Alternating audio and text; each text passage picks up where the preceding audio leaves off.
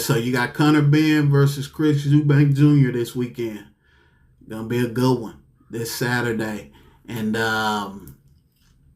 yeah, they their fathers had a rivalry fights way back. I think they fought twice, and it was heated. It was heated rivalry they had. And so now the sons are fighting, and hey, they got that bad blood.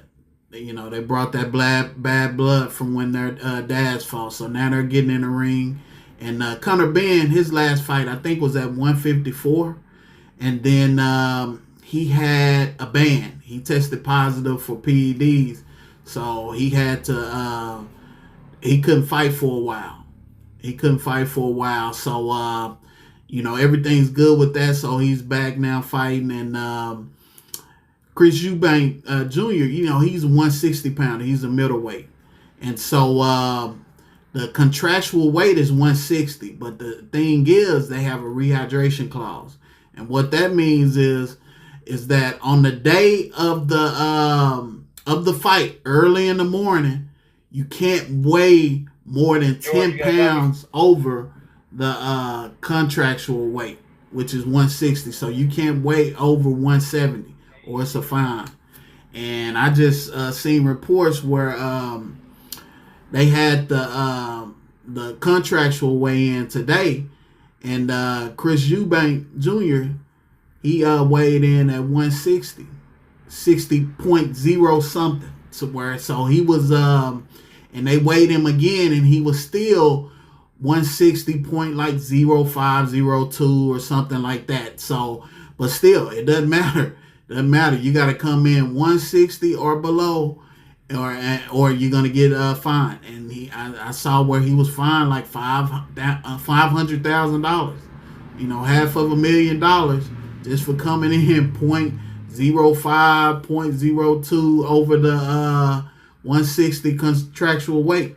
So, you know, but they're still gonna fight. He just got to pay that fine to Conor Benn. Conor Benn gets an extra $500,000. And so the next weigh-in is tomorrow morning. So he can't weigh 10 pounds over 160. I mean, he can't weigh more than 10 pounds over 160. So, or he's going to have to pay some more. And Conor can even decide to shoot or to even take the fight then. But, you know, most likely he's going to take it. And so, yeah, they got that rehydration clause weigh in the morning. And so, yeah, it's going to be a good fight. Going to be a good one. You know, Conor comes out hard. You know, he throws hard punches. He's fast. And Chris Eubank Jr., I mean, he's naturally bigger. So on the night of the fight, he's going to be bigger. And to me, I think that's going to matter. And yeah, I think I got Chris Eubank winning. They both think, you know, they're gonna knock each other out, so they don't think it's going 12. And you know, we'll have to see about that. You know, it depends on if they both come out. They both can get in the middle and slug. I've seen both of them do that. And so yeah, we'll definitely see about that. You'll see about, and it's heated, so it could be one of those to where somebody's gonna get stopped. And I don't see it being Eubank, even though you know, Eubank has been stopped before. He was stopped in 2 fights ago by Liam Smith. He ended up stopping Liam Smith in the rematch, but the first fight, Liam Smith stopped him. And so, yeah, Conor Benn, he hasn't lost. And so, you know, all this will be new to him if he does lose. So it's going to be a good one. But like I said, I got Chris Eubank because I think he's going to be bigger on fight day. And, you know, I think he's going to win it. But we'll see. It's heated. It's heated between both camps. So, yeah, it's going to be good. And then on the undercard, you got Anthony Yardy. He fighting a dude that he's fought twice already, Lyndon Arthur. And Lyndon Arthur beat him one time. And then Yardy ended up knocking out Lyndon Arthur the last time they fought. I think the last time they fought was like 2021. And so they're going to be fighting again, to kind of settle the thing and see who can win the trilogy. And so, yeah, that's on the fight card. You got Chris Billum-Smith.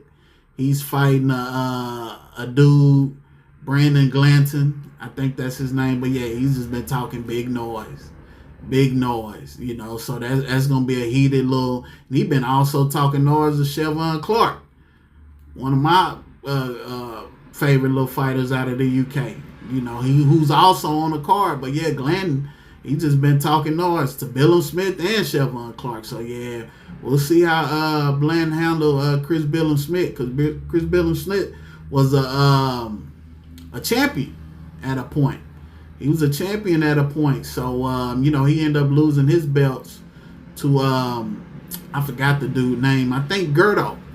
Gerdo beat him. That De La Hoya fighter, who's a cruiserweight. So, yeah, this is a cruiserweight division. So, Chris Billum-Smith, but Brandon Glanton is on the undercard, too. And you got Chevon Clark, like I said, which is one of my favorite fighters out of the UK. He lost his last fight. Man. He kind of got, to me, he got to get his fatigue up. But that dude was ready. Mosqueda. He's originally from Dominican Republic, but he resides in, where does he reside? In France. Yeah, he resides in France now. But yeah, put it on Chevon. I thought eventually Mosqueda was going to, kind of slow down, but he brought the pain all the way through. And Chevon, yeah, he definitely beat Chevon. It was a close fight. But he definitely beat Chevon. And, so Chevon, he fights a undefeated dude this weekend. And that dude's been talking noise, so it should be a good one. I got Chevon on that. On the Chris Billum-Smith Glanton, I haven't seen Glanton fought, but I would say I would go with Chris Billum on that. But, Glanton, he has 2 losses. And, like I said, he's been talking noise, but I'll have to go with Chris Billum-Smith.